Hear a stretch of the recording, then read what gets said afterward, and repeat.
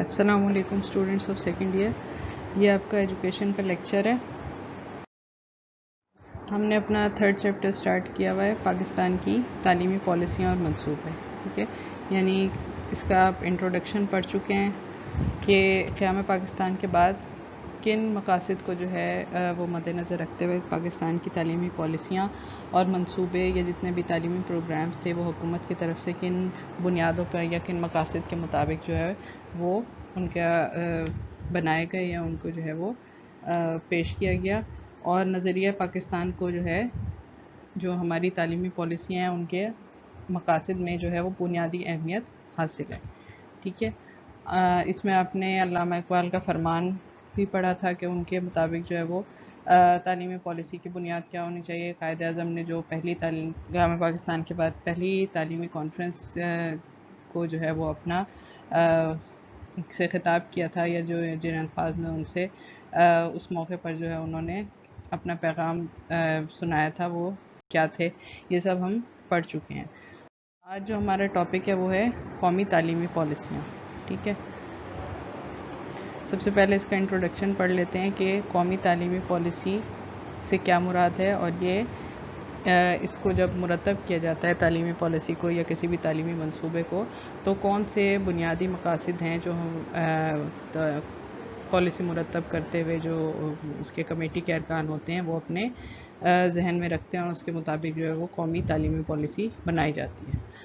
ہر ملک اپنی تعلیمی پالیسی کے مقاصد اپنے نظریے حیات کے مطابق طے کرتا ہے. پاکستان کی تمام تعلیمی پالیسیوں میں بانی پاکستان قائد اعظم کے فرمان کو محفوظ رکھا گیا اور اسلامی نظریے حیات کو مقاصد تعلیم کی بنیاد بنایا گیا. ٹھیک ہے، ہم نے انٹروڈکشن میں پڑھا تھا کہ ہر قوم کی کسی بھی قوم کی جو تعلیمی پالیسی ہے اس کے 2 بنیادی مقاصد ہوتے ہیں. ایک جو 2 بنیادی کہہ لیں کہ اس کی انگریڈینٹس ہوتے ہیں یا اس کے عناصر ہوتے ہیں. نمبر 1 جو اس قوم کا مذہب ہے، نمبر 2 پہ جس نظریے یا جس مقصد کی بنیاد پہ وہ قوم یا وہ ملک جو ہے وہ وجود میں آیا. ٹھیک ہے، اسی لیے قیام پاکستان میں کی بعد جتنی بھی تعلیمی پالیسیاں بنائی گئیں اس میں نظریہ حیات جو ہے وہ مسلمانوں کا یا پاکستانیوں کا جو نظریات ہے اس کو بنیاد بنایا گیا اور قائد اعظم کے جتنے بھی فرمان ہیں یا ان کی جو بھی تعلیم ہے تمام پاکستانیوں کے لیے اس کے مطابق جو ہے اسلامی نظریات کو جو ہے بنیادی مقصد بنایا گیا قومی تعلیمی پالیسیوں کے لیے. تمام پالیسیوں کے مقاصد میں عمومی طور پر یکسانیت پائی جاتی ہے.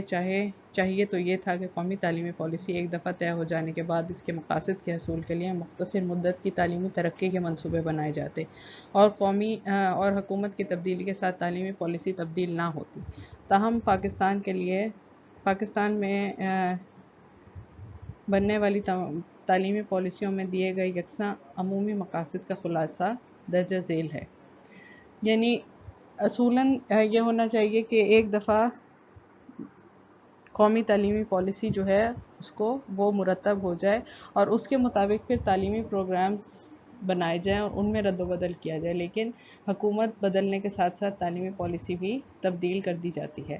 اور لیکن جتنی بھی تعلیمی پالیسیاں قیام پاکستان سے لے کے اب تک بنائی گئیں ان کے جو بنیادی مقاصد تھے وہ ہم دیکھ لیتے ہیں کہ وہ کیا ہے. یعنی ہر تعلیمی یہ بنیادی مقاصد جو ہیں یہ جو بھی تعلیمی پالیسی بنائی گئی پاکستان کے قیام پاکستان کے بعد اس میں یہ بنیادی مقاصد شامل تھے.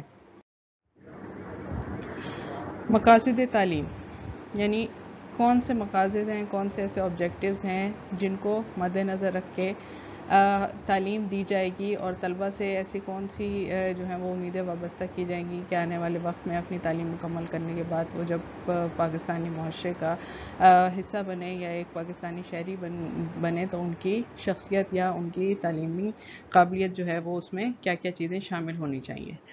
تو تعلیمی مقاصد میں سب سے پہلا ہے طلبہ کو اسلامی نظریہ حیات کے ذریعہ اصولوں کے مطابق ذمہ دار اور تعلیم یافتہ شہری کی حیثیت سے بین قومی اور بین الاقوامی کردار ادا کرنے کے قابل بنانا. یعنی ان کی شخصیت تمام تر تعلیم حاصل کرنے کے بعد اپنے تعلیمی کیریئر سے گزرنے کے بعد ان کی شخصیت جو ہے وہ قومی سطح پر نہ صرف بلکہ بین الاقوامی سطح پر بھی اسلامی نظریہ حیات کے اصولوں کے مطابق جو ہے وہ تشکیل پائے. ان کی ایک کمپلیٹ بیلنس مسلم پرسنالٹی ایسی بنے کہ وہ انٹرنیشنلی بھی اپنے آپ کو ایک اچھا انسان پروو کر سکے. نمبر 2، عمومی ابتدائی تعلیم یا تعلیم بالغاں کے وسیع پروگرام کے تحت کم سے کم مدت میں ناخواندگی کو ختم کرنا اور خواتین کی تعلیم پر خصوصی توجہ دینا.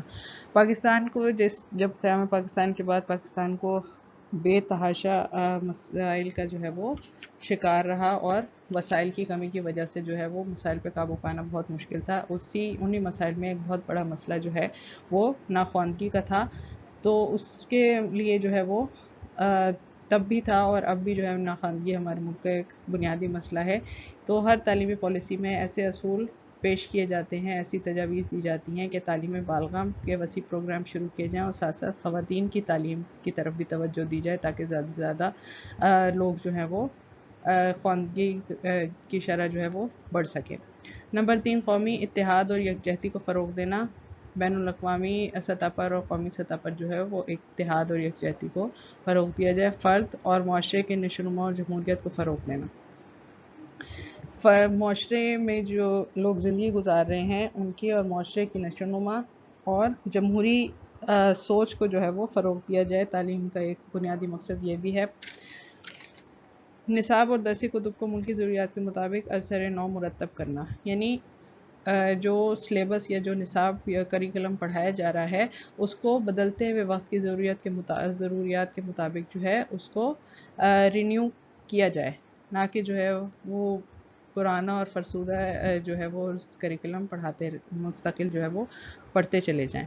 نظریہ پاکستان کا تحفظ کرنا اور اسے انفرادی اور قومی زندگی کا لائحہ عمل بنانا. نظریہ پاکستان وہ بنیادی نظریہ ہے یا وہ بنیاد ہے جس پر قیام پاکستان عمل میں آیا.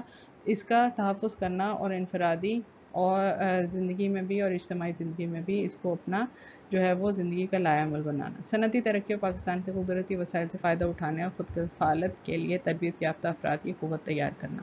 صنعتی ترقی جو ہماری صنعتیں ہیں ان کی ترقی کے لیے اور پاکستان میں اللہ تعالیٰ نے جتنے بھی قدرتی وسائل سے نوازا ہے پاکستان کو، ان کو اپنے استعمال کے قابل بنانے کے لیے ایسے تعلیمی پروگرامز جو ہیں وہ انٹروڈیوس کرانا کہ وہ جو ہیں پریکٹیکلی ان کا امپلیمنٹیشن ہو سکے اور ایسے لوگوں کی ٹرینڈ لوگوں کی ایک جو ہے وہ کھیپ تیار ہو سکے جو کہ ان قدرتی وسائل سے ملک کو استفادہ حاصل کرنے میں مددگار ثابت ہو.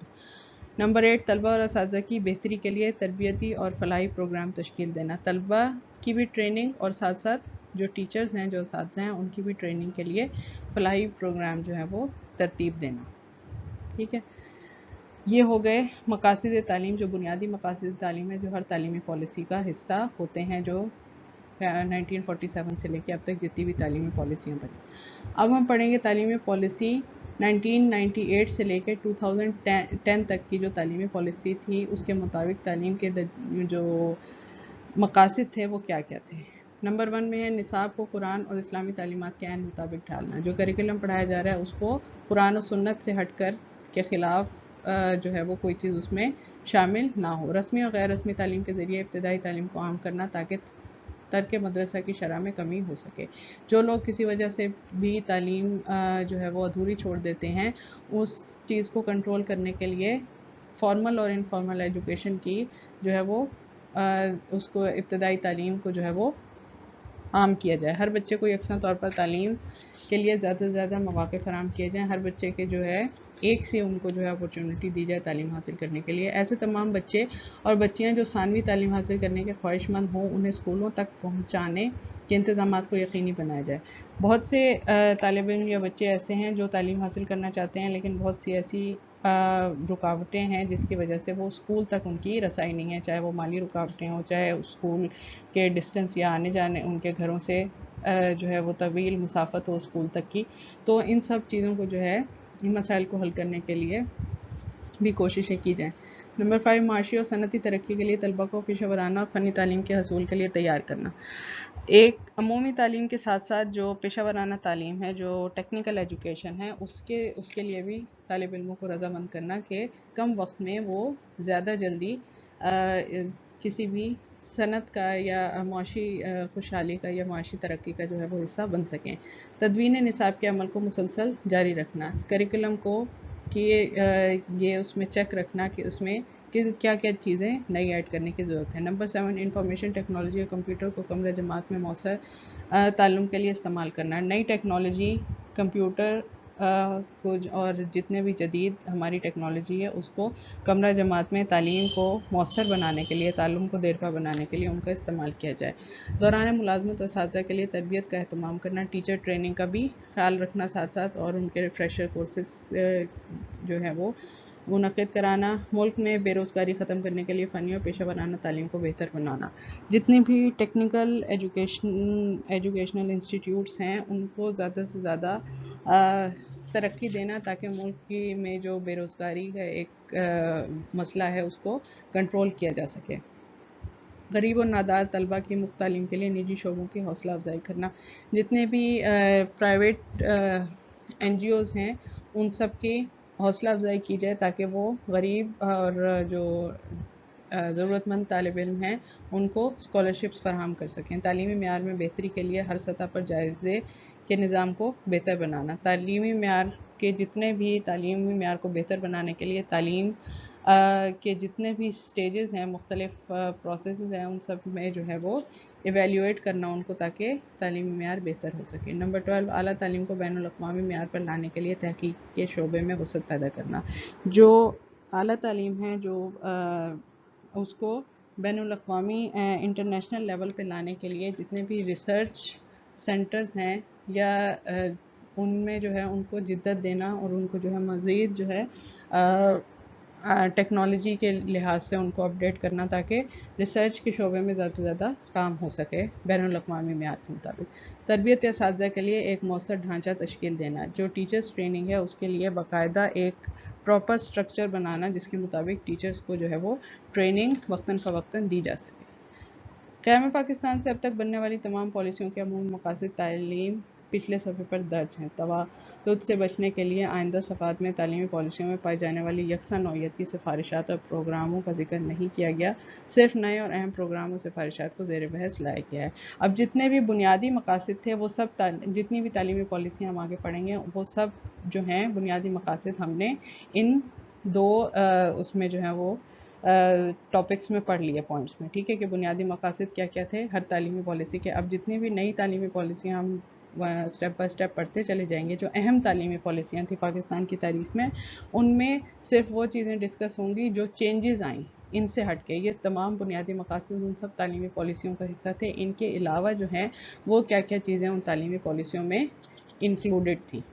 ٹھیک ہے، یہ ہو گئی آپ کی تعلیمی پالیسیوں کا ایک انٹروڈکشن اور اس کے جو بنیادی مقاصد ہیں ان کا ایک انٹروڈکشن، اور ساتھ ساتھ 1998 سے لے کے 2010 تک جو تعلیمی پالیسی ملک میں نافذ رہی اس کے کیا کیا خد و خال تھے وہ ہم نے پڑھ لیے. ٹھیک ہے، یہ ہو گیا آپ کا آج کا لیکچر کمپلیٹ. نیکسٹ ہم تعلیمی کانفرنس 1947 سے انشاءاللہ سٹارٹ کریں گے. اس کی ریڈنگ کر لیجئے گا اور اسے اچھی طرح یاد کر لیجئے گا. اوکے جی.